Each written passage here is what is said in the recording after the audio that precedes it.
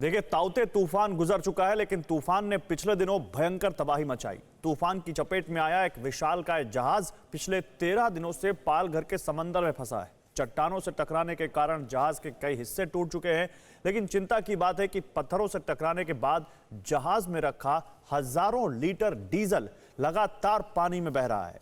इससे समुद्री जीवों के जीवन पर भी खतरा मंडराने लगा है। इतना ही नहीं, हजारों जिंदगियां यहां ऐसी भी हैं जिन्हें इस जहाज की वजह से भूखमरी के हालात से गुजरना पड़ सकता है। ये रिपोर्ट देखिए।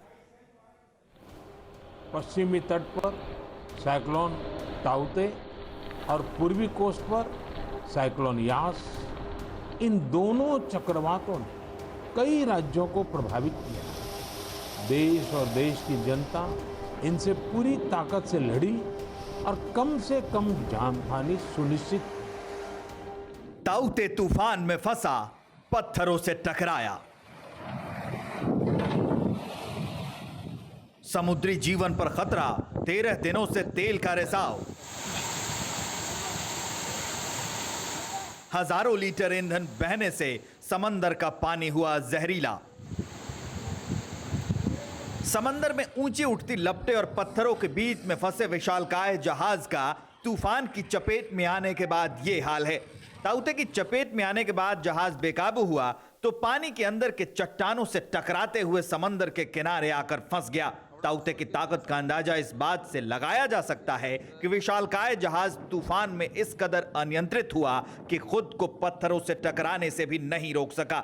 टक्कर इतनी जोरदार हुई कि समंदर के नुकीले चट्टान मजबूत लोहे से बने जहाज को भेद कर आर पार हो गए। इसके बाद ही गेल कंस्ट्रक्शन का यह बार जहाज पिछले 13 दिनों से यहां फंसा है। 17 मई को आए ताउते तूफान में कई जहाज जो हैं वो समंदर में फंस गए थे और उनमें से एक था बार्ज गल कंस्ट्रक्टर। तस्वीरें इस वक्त आपको हम दिखाते हैं पालघर की समुद्री किनारे पर। ये बार्ज गल कंस्ट्रक्टर जो है अभी भी फंसा हुआ है।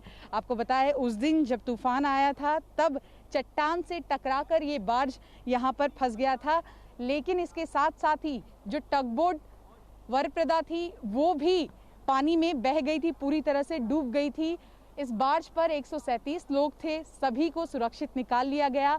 10 दिनों से ये बार्ज यहीं पर है, लेकिन समस्या इस वक्त ये हो रही है कि अब इस बार्ज से तेल का रिसाव होने लगा है।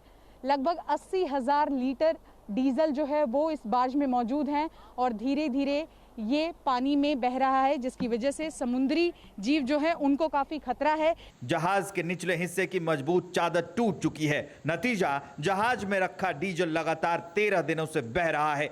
तेजी से निकल रहा है ये डीजल पालघर के पास समंदर के पानी में जहर घोल रहा है। तस्वीरों में दूर दूर तक समंदर में डीजल फैला नजर आ रहा है। पानी के ऊपरी सतह पर डीजल बह रहा है। बताया जा रहा है कि गेल कंस्ट्रक्शन का यह जहाज महाराष्ट्र के अलीबाग से मुंबई जाने के लिए निकला। मुंबई पहुंचने से पहले ताउते तूफान की चपेट में आ गया। 18 मई को बार्ज से 137 क्रू मेंबर्स का रेस्क्यू हुआ। तूफान के कारण जहाज को किनारे पर नहीं लाया जा सका। अनियंत्रित होने के कारण चट्टान और जहाज के बीच टक्कर हुई। भीषण टक्कर से जहाज के कई हिस्से टूटे। जहाज के निचले हिस्से से तेल का रिसाव शुरू हुआ। बार्ज से 80,000 लीटर डीजल पानी में बहा। तूफान में फंसने के बाद जहाज में मौजूद सभी 137 क्रू मेंबर्स को भले ही बचा लिया गया, लेकिन अब यही जहाज समुद्री जीवों के जीवन पर खतरा बन चुका है। 13 दिनों में 80,000 लीटर डीजल पानी में बह चुका है, लेकिन तूफान के इतने दिन बीत जाने के बाद भी सरकारी स्तर पर या गेल कंस्ट्रक्शन की तरफ से तेल के रिसाव को रोकने का काम शुरू नहीं हुआ है। नतीजा, हर घंटे, हर मिनट, हर सेकंड जहरीला तेल समंदर के पानी में घुल रहा है, जिससे मछलियों के साथ समुद्री जीवों की बड़ी संख्या में मरने की आशंका है। इसे देखते हुए स्थानीय प्रशासन ने पालघर के समंदर में मछली पकड़ने पर रोक लगा दी है। 31 मई से 31 जुलाई तक मछली पकड़ने पर प्रतिबंध लगा दिया गया है। प्रतिबंध के कारण हजारों मछुआरों की आजीविका प्रभावित होगी। कारोबार बंद होने से भुखमरी की नौबत भी आ सकती है। जो आसपास मछुआरे रह रहे हैं उन्होंने भी कहा है कि उन्हें भी काफ़ी परेशानी हो रही है। उनका काम जो है मत्स्य पालन से ही चलता है, मछली पकड़कर ही वो लोग अपना पूरा दिन चलाते हैं, रोजी रोटी चलाते हैं। ऐसे में अगर इस तरह से इस पानी में अगर तेल का रिसाव होगा, समुद्री जीवों को नुकसान होगा, तो ऐसे में मछली पकड़ने वाले मछुआरों को भी दिक्कत होगी। साथ ही आसपास जो लोग रह रहे हैं वो लगातार कह रहे हैं कि इसका समाधान निकाला जाना चाहिए। ऐसे में ये देखना वाकई दिलचस्प होगा कि कब इस बार्ज को यहाँ से सुरक्षित हटाया जाता है और लगातार जो तेल का रिसाव हो रहा है उसको कब तक रोका जाता है। ऐसा नहीं है कि तेल के रिसाव से सिर्फ समुद्री जीव प्रभावित होंगे, बल्कि आसपास के इलाके और जीव जंतुओं को भी जहरीले हो चुके पानी से खतरा है। ऐसे में बड़ा सवाल है कि 13 दिन बीत जाने के बाद भी सरकार ने जहाज से हो रहे रिसाव को रोकने के उपाय क्यों नहीं किए। सवाल यह भी कि मछलियों के मरने के बाद मछुआरों की जिंदगी की नैया किसके सहारे पार होगी।